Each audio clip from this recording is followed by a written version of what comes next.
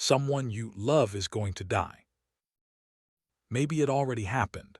Maybe it hasn't yet, but it's coming for them and one day for you. And when it does, you won't just walk away. You'll do something. You'll keep a photo. You'll save a voicemail. You'll hold on to a shirt that still smells like them long after you should have let it go. Now here's the strange part. That feeling, that refusal to let someone disappear is older than farming, older than the wheel, older than writing, money, cities, or God. Picture the first human who ever stood over a body and didn't just leave. Every animal before them walked away. The body stayed. The world moved on, but this one stopped and looked and felt something with no name yet. What did they do next? Because there's one thing humans started doing with their dead that no other creature on this planet has ever done. And it isn't burial. Stay with me, because by the end, you're going to recognize it in your own house, right now. For almost the entire history of life on Earth, death meant one thing. You stopped and you vanished. An animal dies in the grass. The scavengers come. The insects come. The rain comes. Within weeks, there's nothing left but bone, and within years, not even that. No grave, no words, no goodbye, just gone like you were never there at all. And for a long, long time, that was us too. The earliest members of our family tree died exactly the way every other animal died, out in the open, left where they fell. A child, a mother, a hunter, it didn't matter. The body wasn't a person anymore. It was just meat the world reclaimed. Think about how brutal that is. You watch your own father die and then you simply leave him. Because what else is there? There's no idea of a grave. There's no concept that a dead body deserves anything at all. The thought hasn't been invented yet.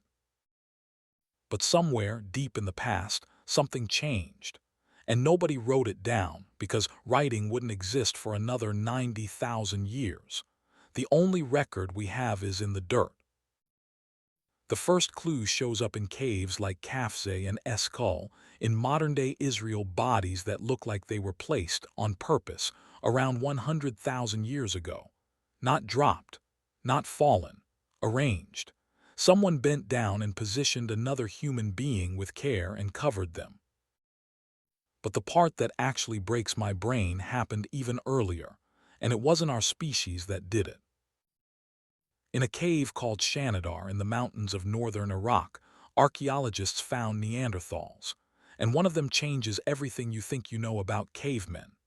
He was an old man by their standards. He'd been horribly injured, blind in one eye, with a withered, useless arm and old healed fractures all over his body. Injuries that should have killed him in days. But they didn't, because he lived for years like that, and here's what nobody tells you. You don't survive blind and one-armed in the Ice Age by yourself. Somebody fed him. Somebody protected him. Somebody decided this broken, useless man was worth keeping alive. And when he finally died, they didn't leave him in the open. They laid him to rest in the cave. There's an even stranger find at Shanidar. Around one body, scientists discovered clumps of ancient pollen, and for decades, people believed Neanderthals had buried their dead on a bed of flowers. The flower burial, a funeral 50,000 years before us. Now I have to be honest with you, because this is where it gets dark and a little disappointing. Other scientists think the pollen got there a different way, carried in by burrowing rodents, packed into the soil by accident. We genuinely don't know. The flowers might be real. They might be a beautiful mistake. And the fact that we're still arguing about it 50,000 years later tells you how badly we want it to be true. But here's where it stops being a maybe, because some of our ancestors didn't just bury their dead. They buried them rich. Go to a place called Sungir in Russia around 34,000 years ago. It's the Ice Age. It is brutally cold. Every calorie matters. Every hour of daylight matters. Survival is a full-time job with no days off. And in the ground, archaeologists found two children buried side by side. covered, and I mean covered, in beads, thousands of them, carved from mammoth ivory. The final count was around 13,000 beads. Now sit with that number for a second. Researchers tried to recreate those beads with the same tools these people had. Their estimate: each single bead took about an hour to make. 13,000 beads. That's thousands and thousands of hours of work, months of human labor, maybe years. Poured into the ground for 2 dead children. Think about what that means. These were people on the absolute edge of survival, and they took the most precious thing they had, their time, and they gave it to the dead. Not to hunting, not to shelter, not to the living, to 2 kids who could never thank them, never hunt, never come back. That is not what you do to a thing you think is gone. That is what you do for someone you believe still matters. But that's not even the strangest part. All over the ancient world, in grave after grave, archaeologists keep finding the same thing on the bodies: a red powder. It's called ochre, basically a natural red pigment, the color of blood, the color of life. And again, the dead were sprinkled with it, painted in red and laid down. And often they weren't laid out flat. They were curled up, knees pulled to the chest, arranged in the exact shape of a baby in the womb. Read that again. They folded their dead into the position we all start life in. Maybe it's a coincidence, or maybe, just maybe, this is the first time in history a human being looked at death and thought it wasn't the end, that this wasn't a finish line, that the dead person was going somewhere, being born into something else. And if that's what they believed, then you're looking at the birthplace of every religion that has ever existed. Every heaven, every afterlife, every soul. It might all trace back to a grieving person, painting a body red, curling it up like a sleeping child, and refusing to believe that gone really means gone. This isn't about death. This isn't about fear. This is about the first moment a human being decided someone they loved didn't have to disappear. Now think about where that leads, because it gets so much more intense than a grave. Fast forward to a town called Jericho, around 9,000 years ago, one of the oldest towns on Earth. By now, people aren't just burying their dead and walking away. They're doing something you would find genuinely shocking if your neighbor did it today. When someone died, they would bury the body, but then sometimes they'd come back. They'd dig up the skull, just the skull, and they would take wet plaster and they would rebuild that person's face right onto the bone, sculpting the cheeks, the nose, the lips. And for the eyes, they pressed in seashells so the face seemed to look back at you. And then they kept it in the house, on a shelf with the living. You can go see these skulls today. One of them sits in the British Museum in London. A 9,000-year-old human face, rebuilt by someone who couldn't bear to lose it. Not buried, not burned, not gone, just still here, still part of the family. Grandpa watching over dinner with shells for eyes. And I know how creepy that sounds, but be honest with yourself. Is it really that different from the framed photo of your grandmother on the wall, the one whose eyes seemed to follow you across the room? They didn't have cameras, so they used a skull and plaster. Same instinct, same love, same refusal to let the face fade. And the deeper you dig, the more familiar it gets.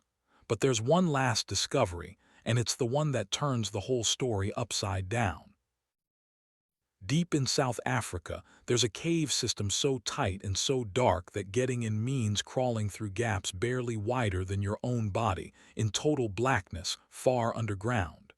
And down there, scientists found bodies, a lot of them, from a creature called Homo naledi.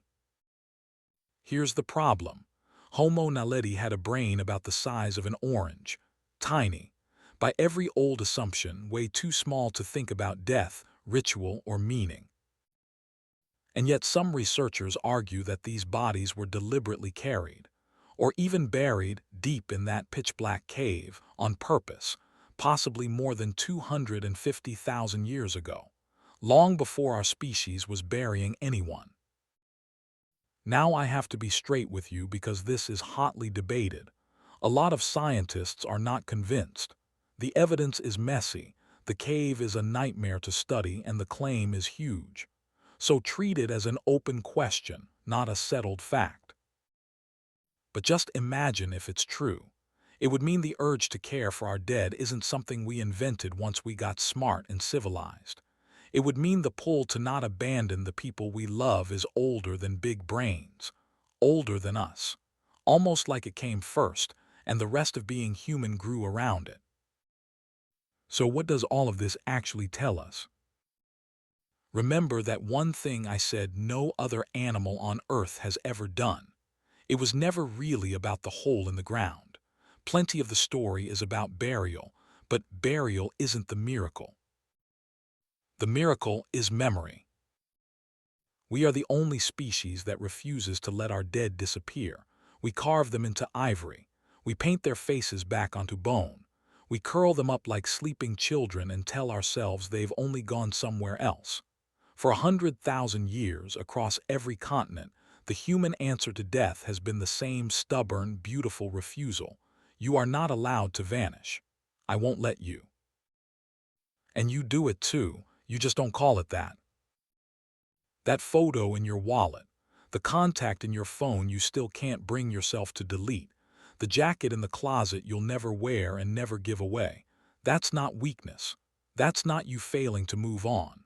That is the Jericho skull, rebuilt in 2026.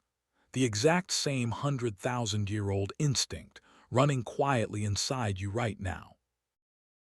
So next time you keep something you should throw away, a voicemail, a ring, a worn-out shirt, understand what you're really doing. You're doing the oldest human thing there is. Older than the wheel. Older than the word for love.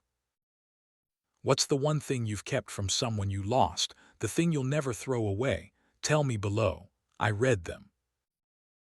And if this rewired how you see your own grief, even a little, subscribe. Because the people who came before us have so much more to teach you about who you already are.